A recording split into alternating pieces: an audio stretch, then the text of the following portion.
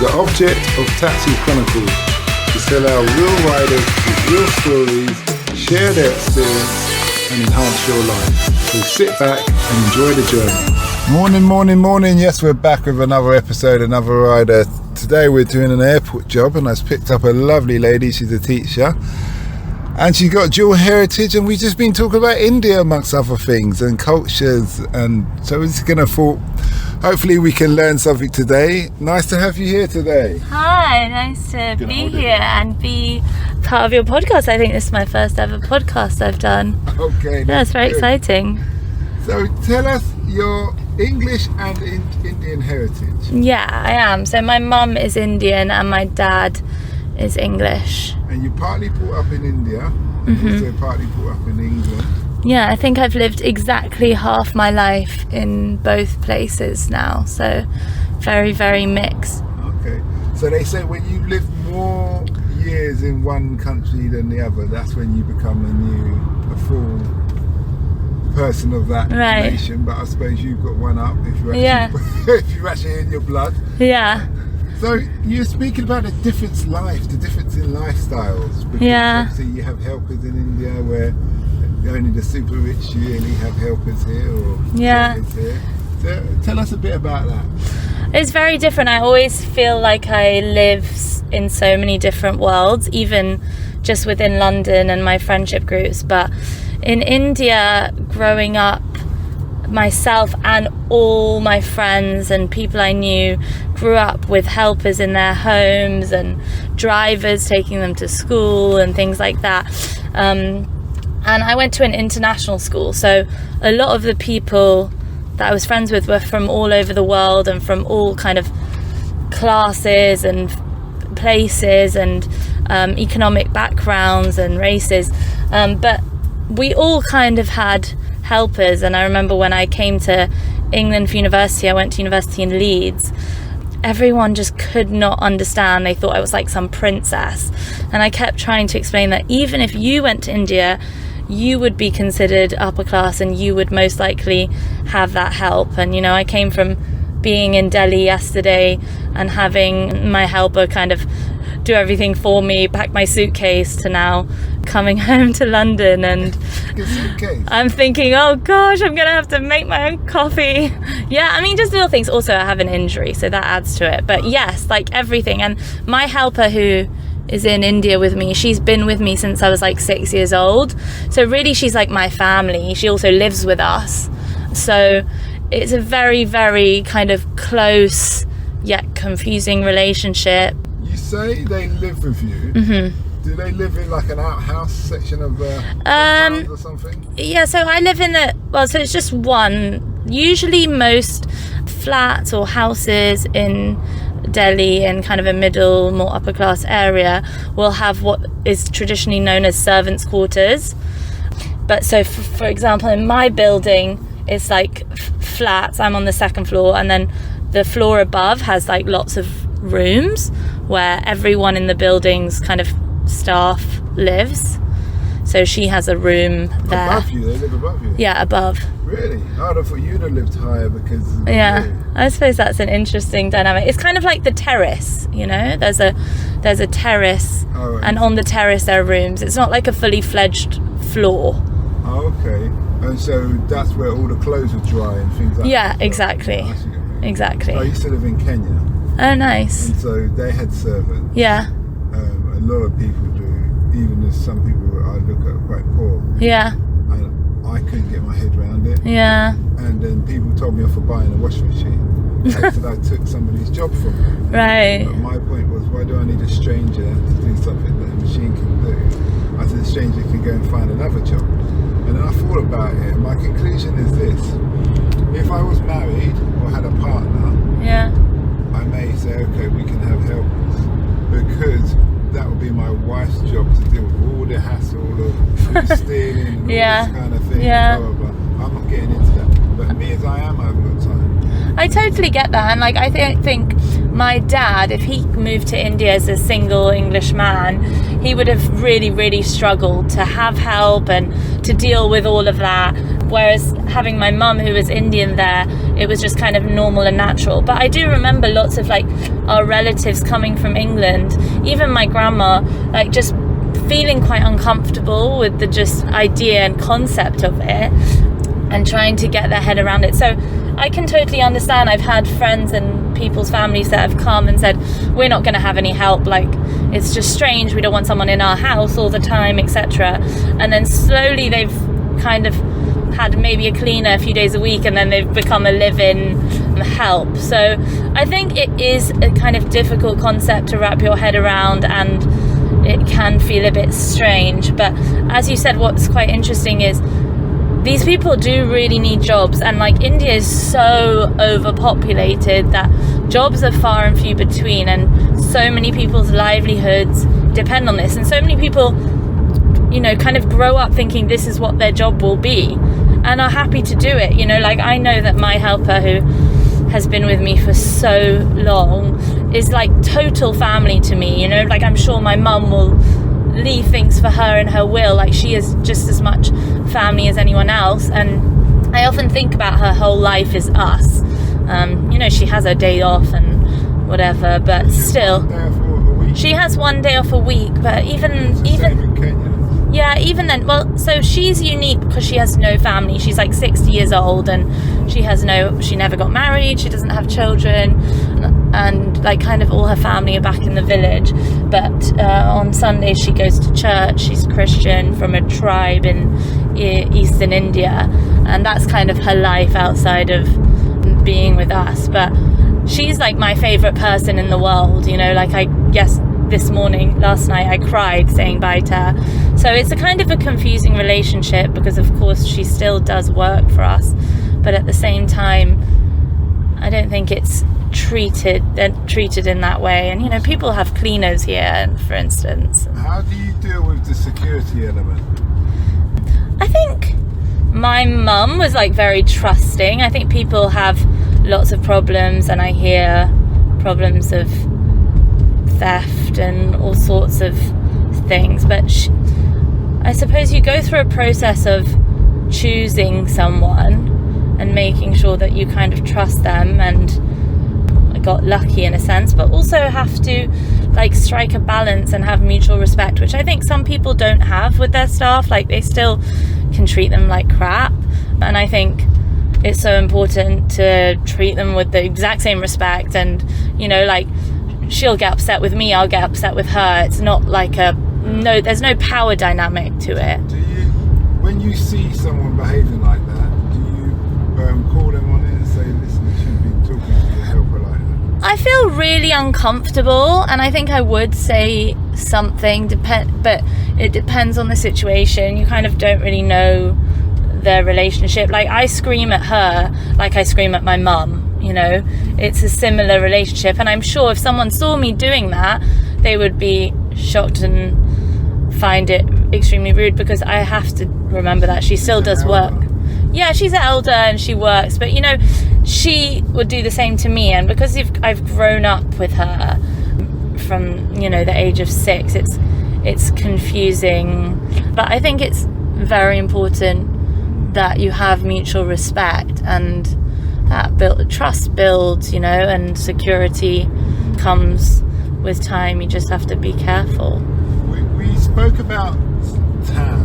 Mm-hmm. Obviously, India's a lovely country with the sun powering down. Yeah. The first time I went to stay when we got to India, we was in Delhi. We was in this hotel, and I got up early morning. I was going to go for a jog, but I didn't. I decided I was to do some skipping. So I was doing some skipping in the courtyard, and I thought, after 15 minutes or so, I thought, let me go back in.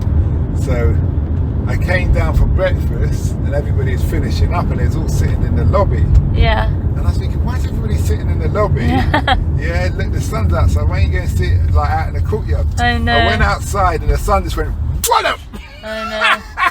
It just hit me hard to be right. Make some room on the sofa. I can imagine. It was hot. really hot. Yeah. I mean, it was so hot. It was silly. Yeah. It was just pretty unbearable. Silly heat. That's what it was. And that, I'll never forget that. That was funny. Yeah, I can imagine. So you obviously, we spoke about that there's the tanning. There's many people who don't like to tan and they use what you said, Fair and Lovely. Fair and Lovely. Yeah. Do you want to explain that? Yeah, in India, I mean, it's still very much a culture where they love fairness, and they use that word a lot. You know, anywhere I go and they'll be like, wow, you're so beautiful and fair. And it's like I'm beautiful because I'm fair, and everyone is striving to be fairer. I remember coming back from being on holiday in like Greece, and I was quite tanned, and I went back to India and my helper actually was like, oh, you look horrible, like what have you done to yourself, you're so dark. And I thought to myself, Is your helper dark? Yeah, and she's very dark, and you know, she's kind of a bit Aboriginal looking as well. Like she's from a tribe in Eastern India, like quite an interesting look I think she has. No, and she's very dark, and I've always loved her skin. Like she's had the softest skin, and I've always, since I was a little girl, like stroked it, and she was like, don't be ridiculous, like it's horrible, like, you know. And self-hate. Oh yeah, and people are desperate to be fairer, and even in like educated societies, it's all about being fair. They might not openly use Fair and Lovely like other communities do, but they will openly not sunbathe, not go in the sun. They will, you know, comment on someone's kind of color and tone, and it's all within Indians. I mean, they're not commenting on other races. They're kind of like, she's a fair Indian, she's a darker Indian, and people in the south of India are darker than people in the north. Exactly. Yeah. They're a lot darker. So I think super healthy, the ones that are dark. They do, and they are super healthy. I mean, it's kind of confusing, and as you said as well, that all the people that we see that are Indian, like maybe Bollywood actresses and actors, they're all quite fair, and that is who their role models are, and they really look up to them. Mm-hmm. It's funny because it seems like everywhere the British went, they left that stigma, because we have that issue in the Caribbean. Yeah. There's that issue in a lot of places in Africa. Yeah. But the only group of people I know who are the black people who do not have that stigma is Sudan. Really? The darker you are, the more beautiful. Because they see you as more stronger. Right. And stuff. So it's very fascinating. Yeah, no, it is really interesting. And I do think, obviously, the British colonial rule had a big impact on that and on how Indians view themselves and beauty standards, but also just like the Western world is what they idolize even now. You know, they watch Western movies and see famous people, and that's what they want to be. And yeah, they're just shocked by anyone not wanting to be as kind of fair as possible. And it is. You spoke about strange. When you was getting a massage. Yeah, and this happens all the time. Every time I go to like this salon for anything, like I was having a pedicure, I said on the other day, and he started to like scrub my legs, and he was like, I'm de-tanning you. I was thinking, anyway, I was very pale, I only wanted to be more tan, and he was scrubbing my legs and taking off any, and I told him, you know, please, no, like don't do that, I'm more than happy, and I want it. And he just thought I was absolutely insane and looked at me and really started to laugh when I told him that, you know, people in the West like put fake tan on. He just could not believe that there was such a thing. Even when sometimes I have like, I go for a wax, they're like, yes, finally you're going to be clean, and I thought, what do you mean clean? I'm not dirty. And they're like, your tan will come off. And so it is really, really crazy that these standards are still there. And I think now lots of Indians are trying to fight them and change them, but it's still very prevalent. It's the old school mindset. Will linger around like a bad smell. Yeah, but exactly. I've got a kind of question for you. So I had a debate with my 17-year-old daughter, as you do. Yeah. And what we were speaking about, tanning. Do people of colour tan, or do we go back to our original colour? Right. We're built for that climate. Yeah. So even though I'm born and bred in England, my features are built for hot climate. Yeah, sure. Large nostrils to vent my brain, curly hair to protect the sun from my head, from Yeah. my skull overheating. Yeah. When obviously a European person, white European, small nostrils to retain the heat in your head, long hanging hair to protect you from the harsh elements of the sun and the wind and the rain. Right. And stuff like that. So what would your opinion? Do you believe that people colour tan, or we just go back to our own I think there can be a mix. Like, I think, you know, some people do tan and get darker, and that can kind of be unhealthy. But of course, some people who are living maybe not where their ethnicity is, they maybe just go back to their original colour. And some people are fairer than what they are supposed to be. No, definitely. But I do think there's a mix. Like, I think, you know, my natural colour when I'm in India is slightly different to my natural colour when I'm here. And I think... But the beauty of you're not disrespectful, it's like a hybrid. Yeah. And you've got the ability for both. Yeah, no, definitely. It's like mine situation, even though I've got some white in me and some Asian in me from the whole slave trade. Yeah. The manifesto is just black. Right. So I would just probably lean on the side of going back to the original colour. No, it makes sense. And I think that's why for different people it would be different, and that really makes sense, especially when your features are kind of made for the habitat that you're originally from. And I think that is the case with a lot of people. So you've been a teacher, or you're a teacher now. I am. And you're like a nomad teacher. Kind of, yeah. The dream. I never thought it was possible, but here I am. Have you ever considered doing the virtual teaching, where you're just teaching people privately over like some Russian or Chinese student? I've done like a little bit of tutoring online, you know, like a lot of like rich Indian kids as well.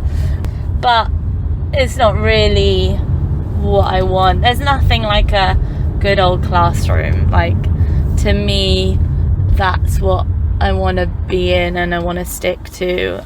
And teaching online is just not the same. Have you taught in India before? I have, not as like a actual job. I did a lot of like kind of community service teaching when I was in school, and then whilst I was training to be a teacher, I went back to my school and did like a lot of placements there. So in that sense I have, but not since I've become a qualified teacher. So tell us about your time in India and your community service. That sounds interesting. I mean, so I went to an international school. It's literally called the British School of New Delhi, which follows like the British curriculum. And then when you get to kind of your last 2 years of school, we do something called IB, which is the International Baccalaureate, which they do in some schools here too. And as part of the International Baccalaureate, it's the A-levels equivalent basically.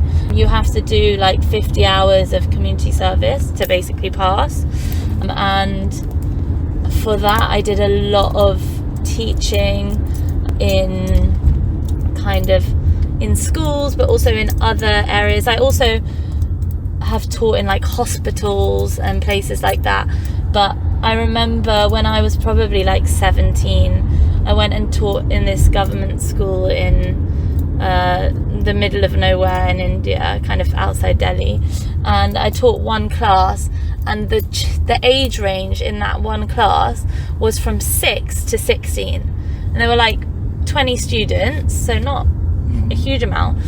But it was from 6 to 16, and I just couldn't understand what I was supposed to do with this class. And it seemed to me totally normal. And I remember thinking, I was there for like a week, not long, that, oh, I never want to be a teacher.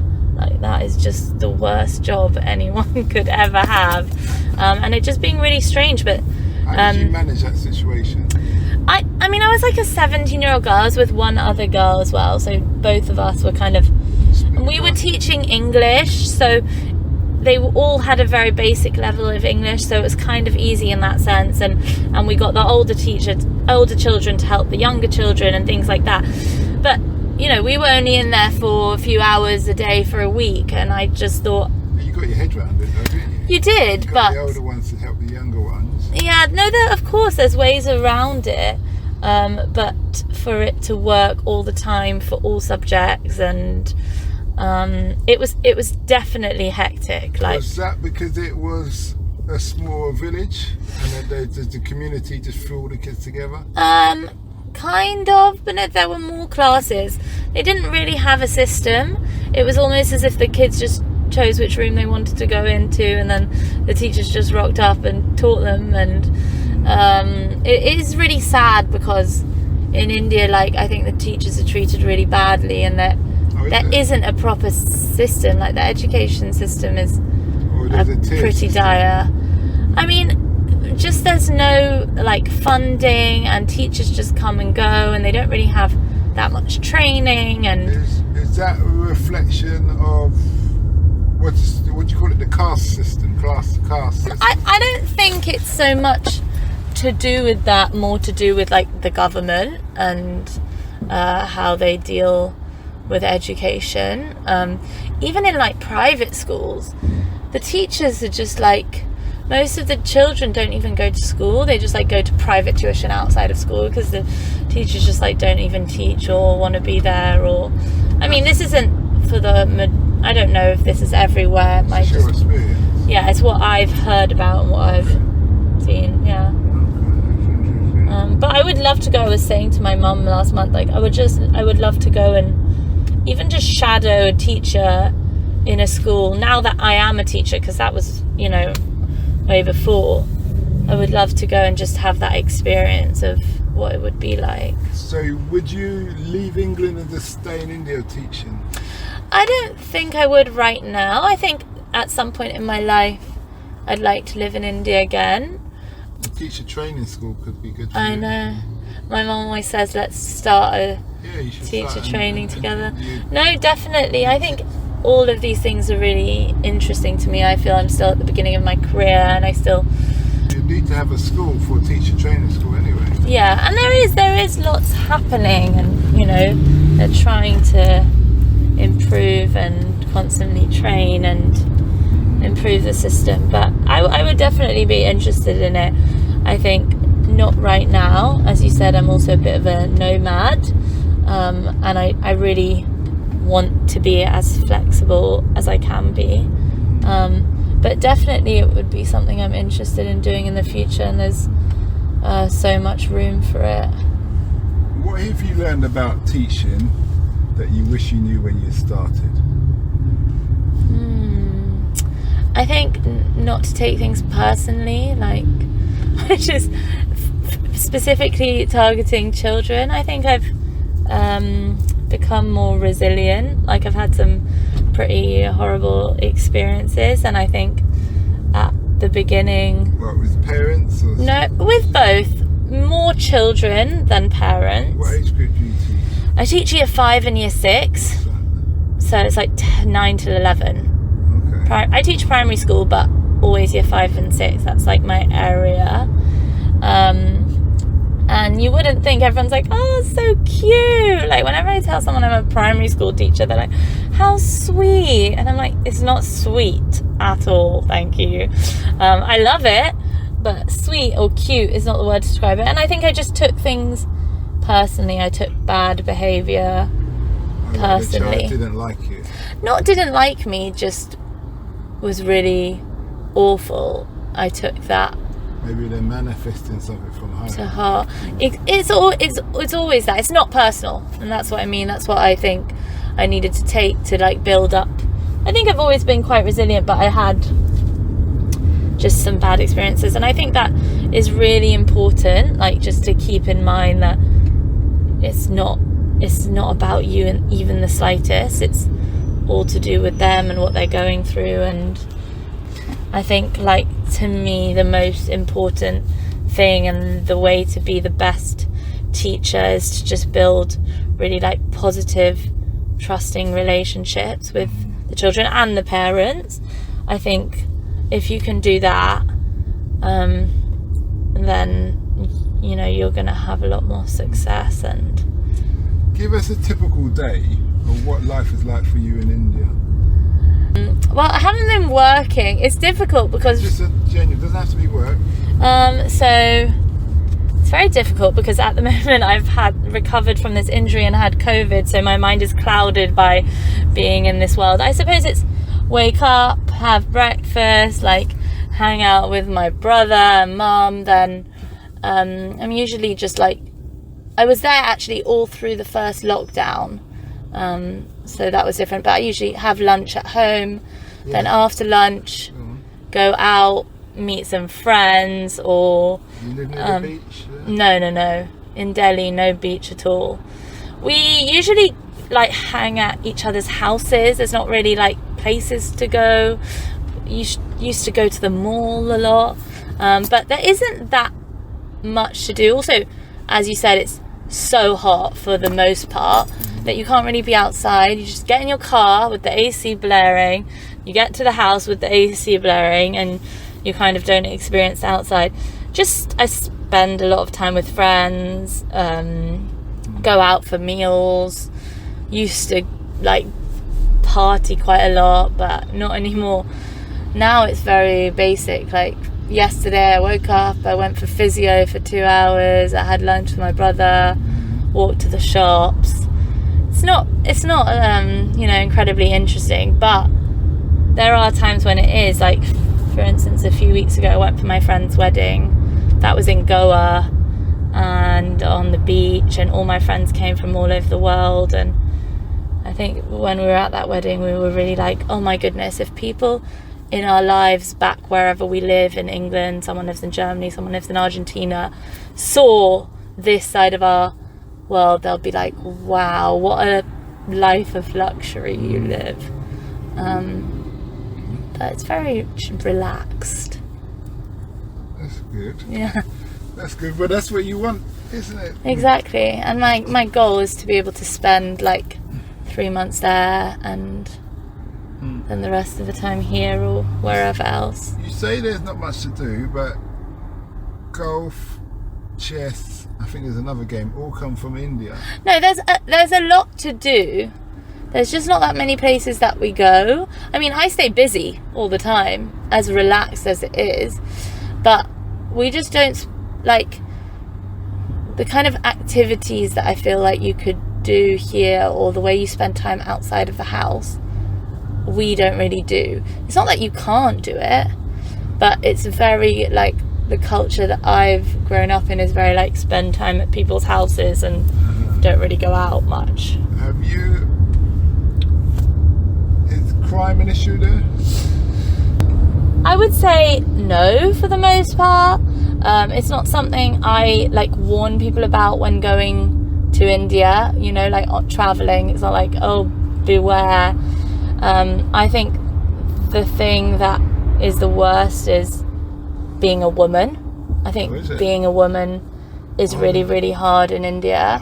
Yeah, I remember I was walking when I was there, and there's this white lady, and she's in the sari and stuff, and some Indian man just grabbed her ass, really grabbed her, and she just whacked him really hard. Yeah. But she did it in a way as if, not again, and this is not happening. And he just took the blow. Yeah, he just took the blow, and like he's like happy where it was worth it, kind of. Yeah. Excuse me for laughing. No. And that was it. And I was just like, and the thing, it happened to one of our friends. Yeah. Denise, it happened to, and she hit him and threw water on him. But she was a black girl, real shapely, typical black ass.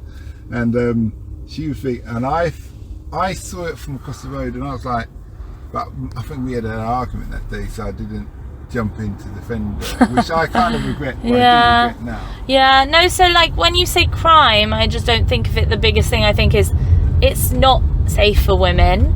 I think it's getting better, and there are ways that you can protect yourself, and there are parts of India that are more safe.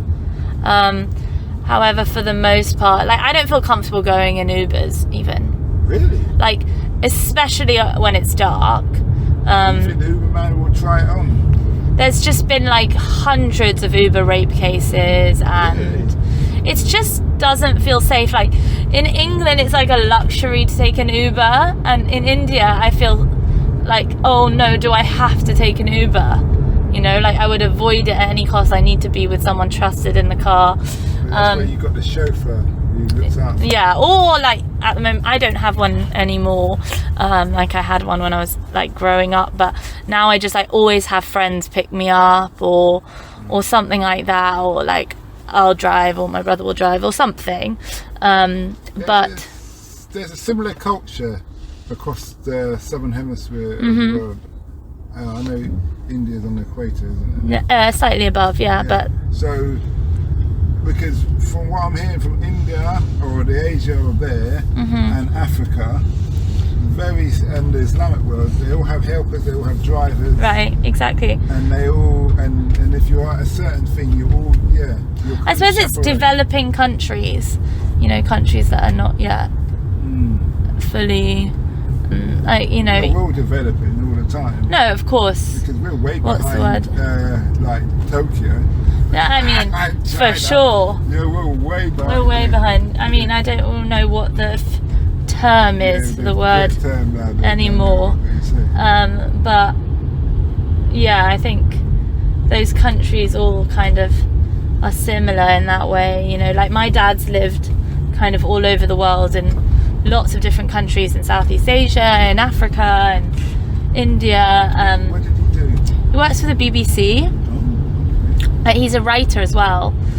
He's actually writing at the moment a book about migration and just kind of how we're all migrants in some form. Well, that's what they say. There's no such thing as a true Englishman. Exactly. Because when you go to a group of people, if they're more, let's say, pure and mixed with other cultures, they all look quite similar. Yeah, no, for sure. And the English people, they don't look similar at all. Exactly. I was told by an Eastern European that the white English don't have chins. Yeah. I don't know about that. I don't know about that. Yeah, That's what he said. They don't have chins. They're just like this missing chins. I haven't noticed. No, I mean, I did like one of those ancestry tests. You know, it's called 23andMe. Yeah. But you can do lots of different versions. And my mum is like this religion called Zoroastrian. So we consider ourselves Parsi. But I've my whole life considered myself half Indian, half English. I got this result back. My mum's family and whatever have been in India for 1,500 years. And I was 46% Iranian, you know, and 3% Indian or something crazy like that. Yeah. And, you know, my dad's side was all split up. I was like 20% British and Irish, like 10% Ashkenazi, Jewish, like 10% French and German. So you really, like, you know, I'm going around saying I'm half English, half Indian all the time. But of course, like, you come from everywhere in the world. That's really fascinating. That's really interesting. Yeah. So you Muslim? I'm not. So it's a religion. This religion is called Zoroastrianism. Okay. It existed before Islam, and in Iran, in Persia, that whole area. And then Islam was founded, and then we kind of had to leave. And the majority of Zoroastrians went to India on boats to like the west coast of India. And some of them stayed, some of them went to other places. But there's less than 100,000 of us now in the whole world. And it's like a very ancient religion. Okay. And you can't convert and things like that. So it means that we're just kind of Gonna die out. dying out more and more. But my mum kind of had me initiated into the religion, even though technically I'm not allowed. You just broke all the rules. Yeah. Okay. Bribe the priest or something. Well, it's been a great conversation. Yeah, it's been nice to meet you. And we wish you well. Thank you so much. Take care. We hope that episode enhanced your life. We post an interview every day as well as vlogging on our social media channel. Don't forget to subscribe to get our latest episode.